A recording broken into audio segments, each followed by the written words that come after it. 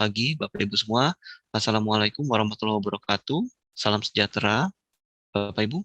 Saat ini kita membahas tentang mengobati keputihan dengan sopa habu.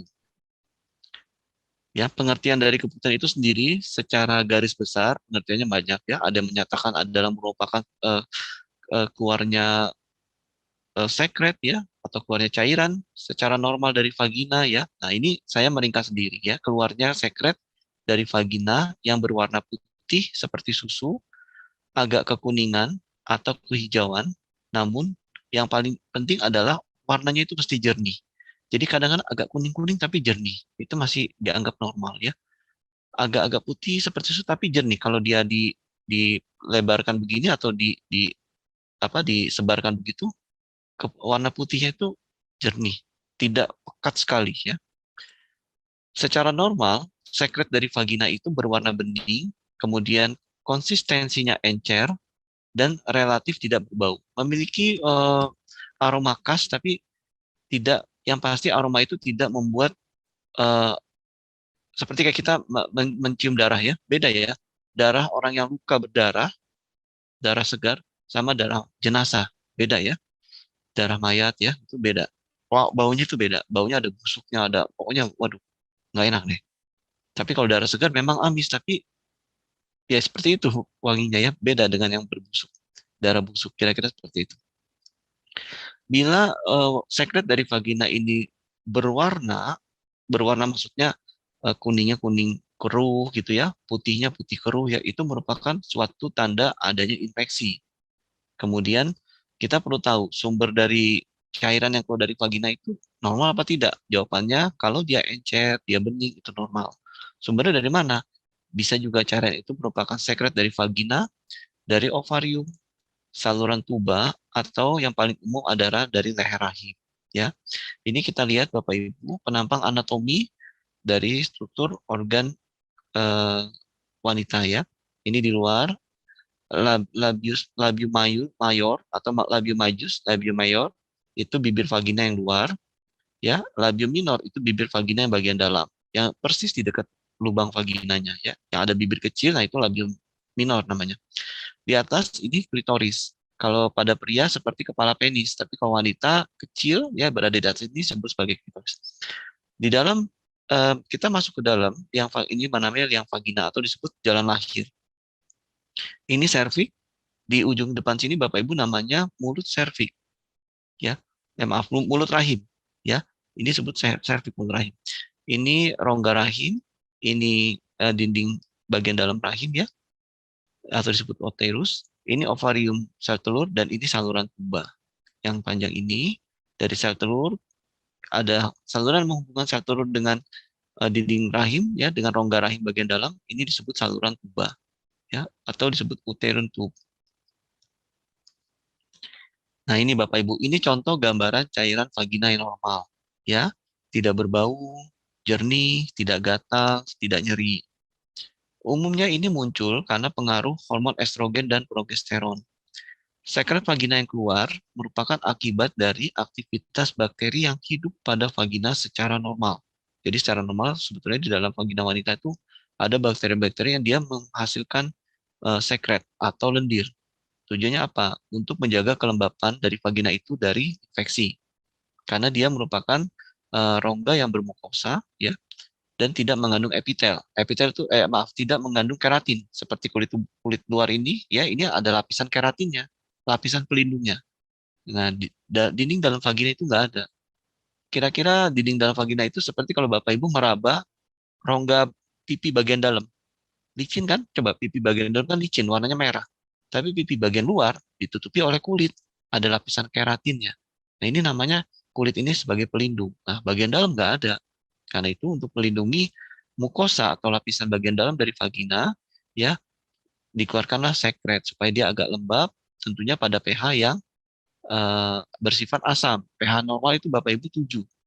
pH di bawah 7 itu asam. Mendekati 7 ke atas atau 7 ke maaf, 7 ke atas itu bersifat basa. Sekret yang normal kadang berwarna putih atau keruh. Keruh maksudnya keruh-keruh sedikit ya. Kayak seperti ini ya, dia keruh tapi begitu kita panjangin dia jernih ya. berwarna putih keruh atau kekuningan ketika mengering. Ini mengeringnya di mana? Biasanya di celana dalam pada wanita. Ya, jadi ada sekret mengering. Kadang-kadang kok agak keruh, tapi kalau uh, pada sang wanita tersebut dia mencoba mencium tidak berbau busuk itu masih normal. Ya, sekret tidak mengiritasi yang normal, tidak mengganggu, maksudnya tidak bau dan gatal dan tidak terdapat darah. Jadi kalau ada lendir dari sana dalam wanita ya, dia lihat oh nggak ada darah itu masih normal ya dan tidak berbau busuk. Cairan vagina normal itu kadar pH-nya normalnya 3,5 sampai 4,5. Jadi berada pada pH yang normal. Bagaimana dengan cairan vagina yang abnormal? Jumlah cairan yang keluar itu banyak, kemudian baunya nggak sedap ya, bau busuk biasanya ya, bau bau eh, bau ya kurang lebih mirip-mirip bau telur busuk ya Bapak Ibu, dan gatal. Terasa gatal atau panas terjadi akibat infeksi mikroorganisme. Berikutnya dapat terjadi, jadi cairan vagina abnormal ini dapat terjadi pada kondisi orang-orang yang mengalami radang vulva, radang pada vagina, serviks dan ruang rahim. Tadi kita udah belajar ya anatominya, ini ruang rahim, ini rongga vagina, ini mulut rahim. Penyebab cairan vagina abnormal itu karena infeksi. Infeksinya bisa dari mana aja? Bisa dari bakteri, Bapak Ibu ya, bakteri patogen. Kalau bakteri yang memang sudah ada menetap di vagina yang namanya bakteri baik itu disebut Bapak Ibu sebagai bakteri komensal. Kalau bakteri patogen itu bakteri pendatang yang jahat ya, namanya bakteri patogen. Penyebabnya juga bisa karena infeksi jamur, karena protozoa, virus, herpes. Nah ini bagi wanita yang punya herpes, awas-awas ya, kadang-kadang bisa mengalami keputihan. Kemudian wanita yang memiliki virus HPV, ya, HPV ini human, P-nya papilloma, V-nya virus. Harusnya nggak usah disebut virus lagi ya, HPV aja. Cuman ini saya tambahin bahasa virus ya, lebih tepat harus HPV, karena cuman HPV ini bahasa Inggris, human papilloma virus, atau disebut sebagai virus HPV. Iritasi dari sperma bisa menyebabkan apa namanya keputihan. Iritasi dari kondom, eh, dari lateksnya, karetnya kondom, ya, alergi wanitanya bisa mencetuskan keputihan setelah berhubungan. Berikutnya cairan antiseptik untuk mandi. Nah, ini hati-hati ya, jangan selalu terbawa iklan antiseptik membunuh kuman, malah nanti kuman baik yang ada di vagina habis atau banyak berkurang, timbul apa? Jamur, ya. Celana ketat yang tidak menyerap keringat nih bagi ibu-ibu yang suka pakai celana seksi ketat ya, ya sekali-sekali aja, tapi jangan sering-sering. Kenapa? Nanti bisa mencetuskan keputihan karena dia membuat kondisi di dalam vagina itu lebih panas, ya, lebih lembab, lebih basah ya, dan itu merupakan kondisi yang sangat baik bagi pertumbuhan jamur. Berikutnya menggunakan tisu yang berwarna. Kenapa? Karena pewarna-pewarnanya ya kimianya, tumor itu bisa apa memberikan gejala-gejala keputihan.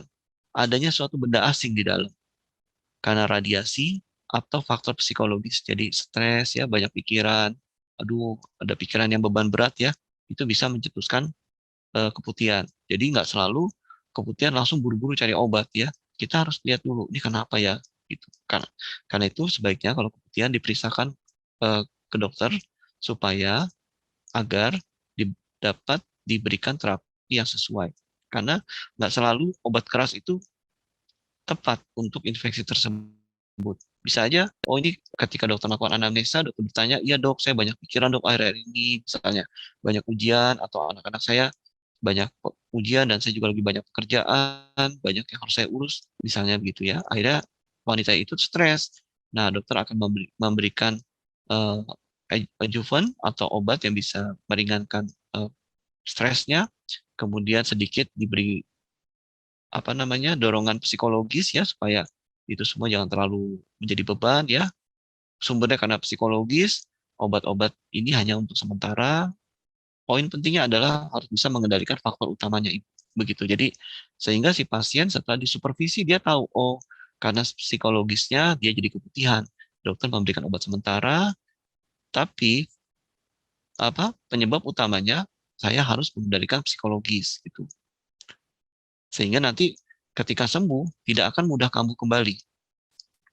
Nah, ini Bapak Ibu, ini contoh gambaran ya sekret vagina yang karena infeksi jamur, satunya lagi infeksi protozoa ya. Trichomonas vaginitis itu bentuk sekretnya kuning kehijauan seperti ini Bapak Ibu di dalam liang vagina. Kalau karena jamur, ragi dari jamur ini ya bentuknya seperti susu. Dan yang ini berbau apa? Kadang-kadang busuk ya. Yang ini berbau amis. Trichomonas vaginitis ini berbau amis. Ini berbau busuk. Mari kita lihat keputihan berdasar penyebabnya. Berdasar penyebabnya, keputihan itu karena peradangan atau karena infeksi parasit. Kalau kalau karena peradangan, akibat peradangan, misalnya tidak lancarnya mukosa vagina, bisa juga peradangan setelah melahirkan. Namanya habis melahirkan ya, tentu organ-organ di bawah dipaksa untuk ngeluarin bayi ya, dan ada kondisi peradangan sesaat yang menyebabkan mencetuskan terjadinya keputihan. Yang kedua, karena infeksi parasit. Kalau karena infeksi parasit, itu rasanya ada sensasi panas seperti terbakar, gatal, dan berbusa. Ini ada busa-busa ini Bapak Ibu. Berarti kalau seperti ini, waduh ini infeksi parasit ya. Lendirnya kental nih, kental ya. Berwarna putih atau kuning. Ini contoh keputihan karena infeksi parasit. Nah, ini Bapak Ibu kita lihat gambar-gambar aja ya. Kalau teori kan nanti bisa gampang ya. Keputihan akibat infeksi jamur, ya gambarnya seperti ini Bapak Ibu nih. Seperti susu. Benih, seperti susu. Ini gambar 1, gambar 2, gambar 3. Ini pada orang yang berbeda-beda Bapak Ibu. Ya, lihat. Ya. Yang ini yang paling banyak. Yang ini yang paling pekat. Ya, ini karena infeksi jamur. Coba kalau seperti ini, mana nyaman prianya ya. Jadi harus ibu-ibu kalau kena keputihan seperti ini harus cepat-cepat diobati dengan cara yang tepat. Jangan sampai ya kadang ada suami yang tidak komplain mungkin karena kasihan sama istrinya ya, sama pasangannya atau dia tidak tega untuk bicara, tapi itu merupakan suatu sumber masalah ya yang harus kita cepat-cepat beresin. Kalau kita biarin suamiku nggak komplain kok gitu ya misalnya, ya nggak komplain tapi nanti lama-lama nggak nyaman kan pesan jadi beloknya, jangan ya. Ini keputihan akibat infeksi jamur. Berikutnya cervicitis atau peradangan serviks pada infeksi Chlamydia trachomatis atau bakteri gonococcus, bakteri jenis golongan gonococcus. Ini gambarnya seperti ini Bapak Ibu, beda ya. Ini karena infeksi jamur, dia tidak seperti mulut serviksnya tidak seperti stroberi, lihat. Dia hanya merah saja, disertai putih-putih pekat seperti susu tapi lebih kental dari susu, ya. Susu kan nggak seperti ini, seperti susu yang udah mengental ya. Ini karena infeksi Chlamydia trachomatis. Dia berbusa juga, tapi dia tidak sekental yang jamur. Kemudian dia memberikan gambaran pada serviksnya atau mulut rahimnya itu seperti gambaran seperti stroberi. Ini Bapak Ibu, ya. Ini seperti stroberi gambarannya. Bagaimana untuk pemeriksaan dan diagnosis pada keputihan? Yang pertama, dokter perlu melakukan anamnesa atau tanya jawab terhadap pasien usia. Kenapa? Karena usia itu mempengaruhi. Kemudian metode kontrasepsi yang dipakai oleh pasien tersebut. Berikutnya adalah kontak seksual. Kemudian perilaku seksualnya, ganti-ganti pasangan enggak, ya. Eh, Kenapa? Kalau ganti-ganti pasangan, atau pasangan yang ini nggak bersih, waduh, ketularan kan jadi wanita itu, ya.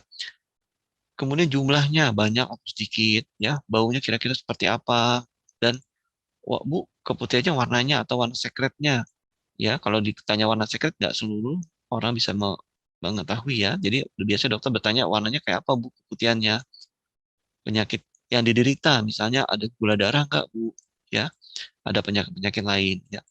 Penggunaan obat antibiotik, ibu minum antibiotik nggak selama 1 bulan ini? Oh ya dok, saya dikasih antibiotik selama sebulan karena ada penyakit tertentu, atau saya harus minum antibiotik selama beberapa bulan karena ada penyakit infeksi yang mana infeksi itu membutuhkan pemberian antibiotik jangka panjang. Kemudian penggunaan kortikosteroid, ya, penggunaan yang eh, pokoknya ada son-sonnya ya, prednison, metilprednisolon jangka panjang.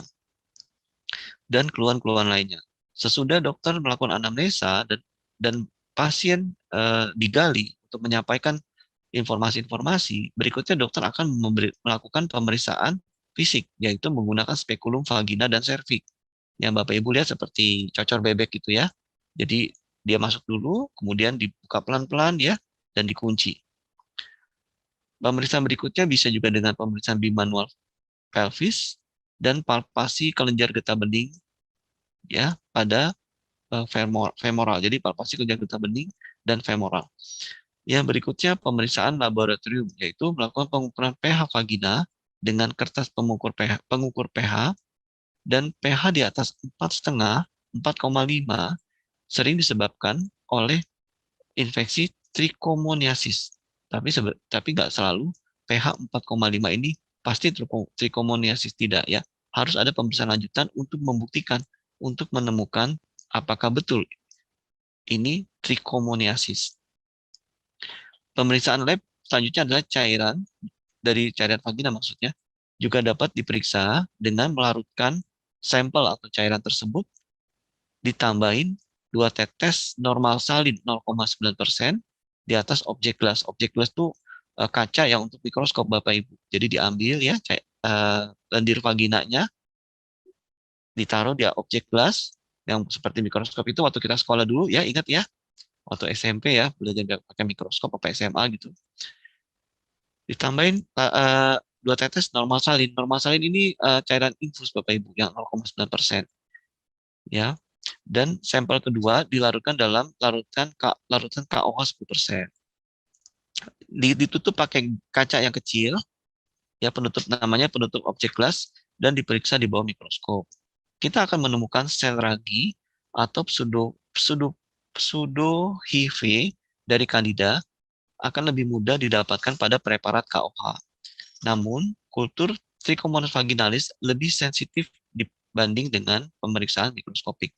Maksudnya begini Bapak Ibu. Kalau kita mau periksa ini ada infeksi jamur nggak ya? Ya, yang paling baik adalah pemeriksaan dengan kultur. Itu lebih tepat ketimbang pemeriksaan mikroskopik.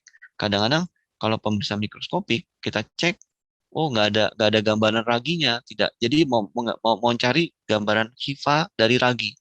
Kalau di mikroskop itu kan kita akan lihat tuh Bapak Ibu gambaran, oh ini gambaran garis-garis-garis, oh ini HIV ragi ya. Saya ingat tuh waktu kuliah tuh ya, tentu kalau ada dokter yang ada di sini, pasti ingat ya dok ya, waktu di kuliah.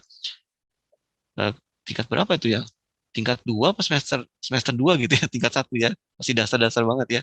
Kita lihat ya, oh ini nih ya, ragi pada sekret vagina yang mengalami keputihan. Gambarnya seperti itu.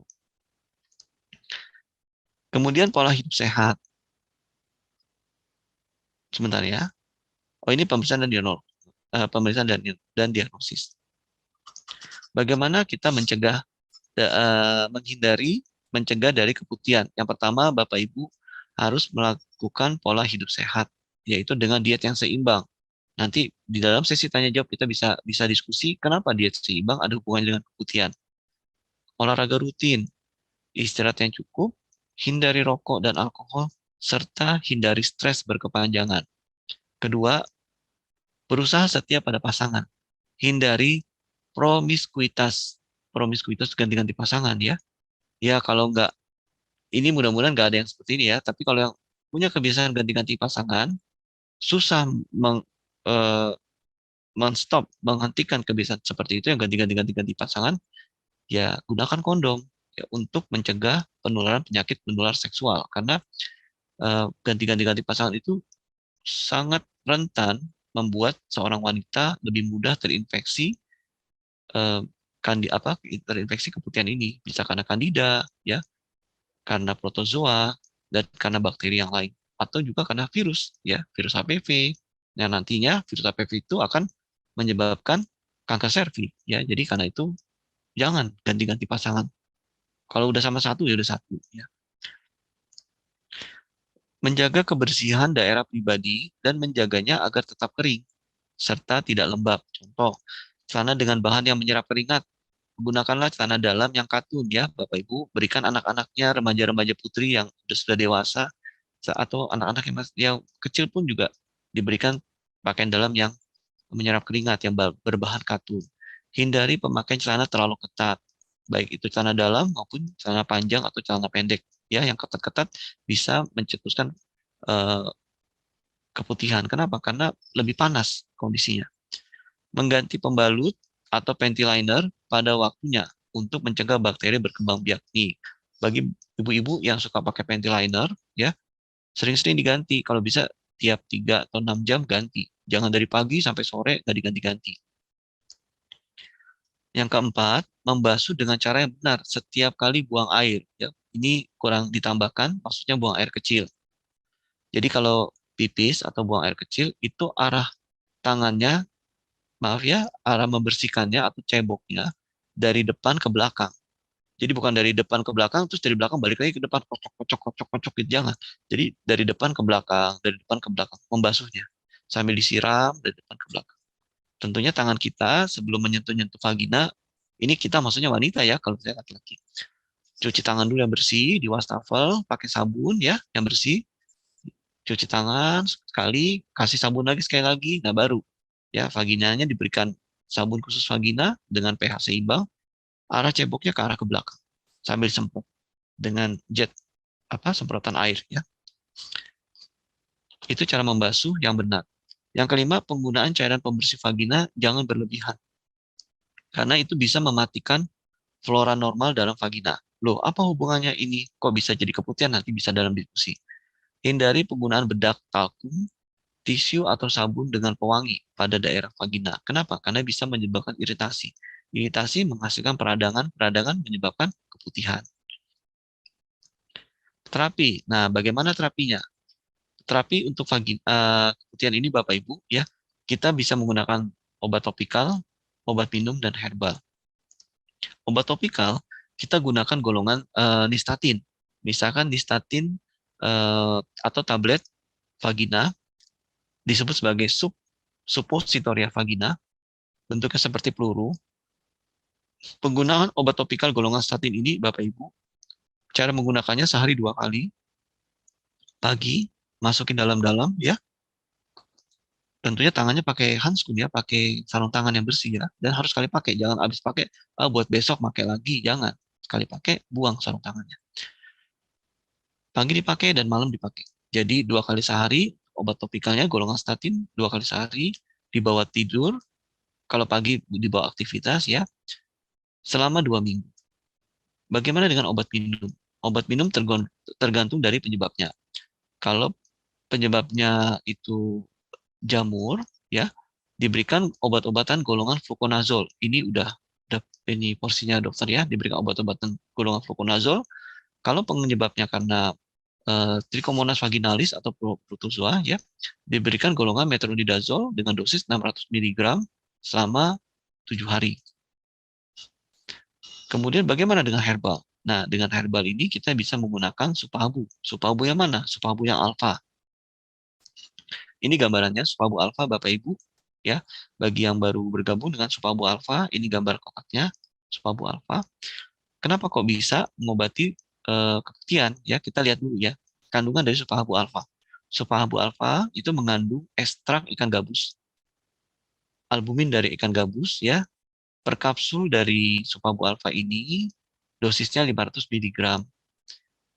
300 mg itu berisi albumin yang berasal dari ikan gabus. 100 mg merupakan ekstrak dari kurkuma, 100 mg merupakan ekstrak dari Moringa olivera atau daun kelor.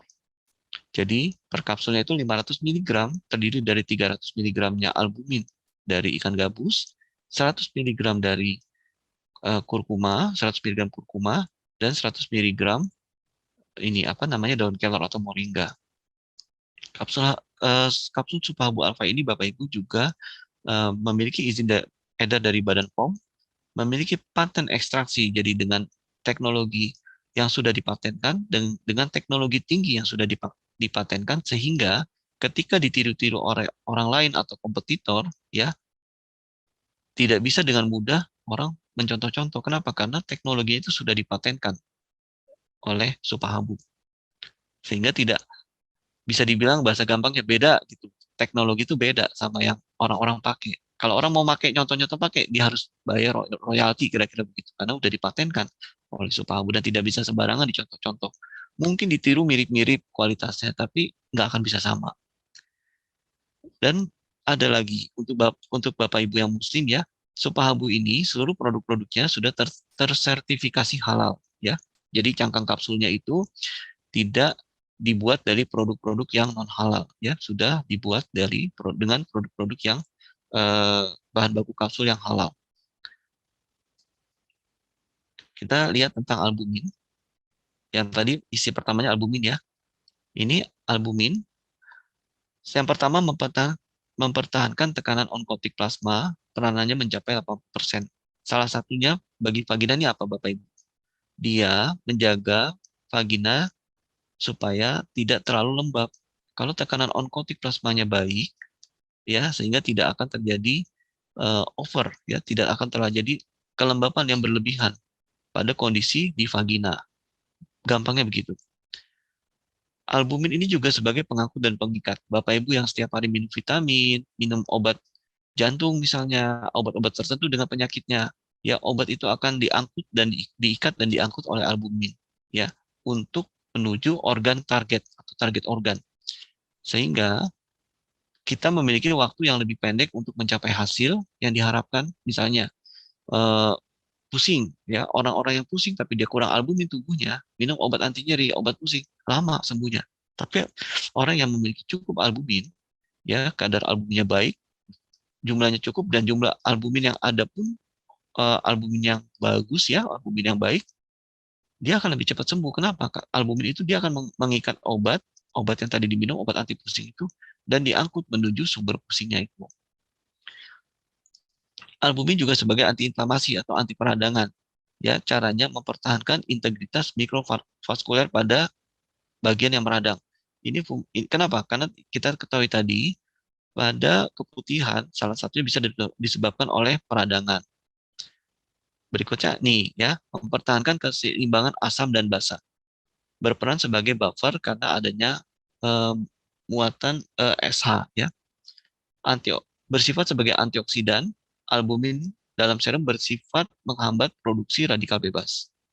Berikutnya sebagai pencegah penggumpalan dan menghambat agregasi trombosit. Ini bonusnya bagi orang yang memiliki darah yang mudah mengental atau ada sumbatan di pembuluh darahnya. Jadi tujuannya untuk mengobati albumin ini bisa kita pakai untuk membantu mengobati keputihan ya, tapi bonusnya pembuluh darah juga sekaligus diperbaiki Bapak Ibu. Berikutnya adalah kurkuma. Kenapa kurkuma bisa membantu mengobati keputihan Bapak Ibu? Karena kurkuma ini dia memiliki anti-infeksi alamiah, yaitu dia mengobati infeksi baik itu infeksi bakteri dan jamur. Juga sebagai anti peradangan. Jadi kalau ada peradangan di organ yang tadi kita sudah pelajari bersama ya, sekret vagina itu dari mana aja keluarnya. Nah, kalau organ-organ itu meradang, dia akan mencetuskan terjadinya suatu kondisi keputihan atau lekore, atau kalau bahasa Inggrisnya disebut vaginal discharge. Ya, kalau kita menyebutnya umumnya keputihan ya. Jadi bakteri fungi ini jamur atau fungi atau jamur ya, itu bisa diobati oleh kurkuma ini, sekaligus kurkuma ini juga mengobati sebagai anti peradangan. Bagaimana dengan daun kelor? Ya, daun kelor sama Bapak Ibu. Daun kelor perannya sebagai antioksidan ya, dan sebagai anti-inflamasi, anti peradangan. Berikutnya adalah daun kelor itu bersifat sebagai anti jamur. Nah, tadi kita sudah belajar penyebab keputihan salah satunya selain peradangan, selain infeksi ya. Karena apa lagi Bapak Ibu? Tumor. Jangan-jangan ada tumor di organ-organ yang tadi yang mengeluarkan sekret di halaman pertama ya. Sekret itu keluarnya dari mana aja? Pertama atau kedua tadi ya. Sekret dari vagina itu keluarnya dari organ mana aja? Nah, apabila dari organ-organ yang mengeluarkan sekret ke vagina itu ada tumor, itu bisa mencetuskan keputihan. Kebetulan ya, beruntungnya kita eh, moringa ini dia memiliki anti tumor, anti jamur juga dan anti peradangan. Lengkap ya. Jadi dan saya sudah buktikan. pasien-pasien dengan keputihan, saya coba tanpa obat-obatan kimia, diberikan Supahabu alfa dengan dosis 3 kali sehari 2 kapsul. Di hari ketiga, saya tanya langsung saya nggak periksa ya, karena kan, eh, tapi saya tanya langsung bagaimana. Oh ya dok, eh, bagus ya dok, itu kok langsung enak ya dok, jadi bening dan nggak gatel lagi, gitu ya. Dan itu nggak cuma 1 atau 5 orang ya. Eh, Supahabu alfa sudah saya buktikan bisa mengobati keputihan, Bapak Ibu. Terima kasih atas waktunya Bapak Ibu. Ya, saya ucapkan, saya kembalikan.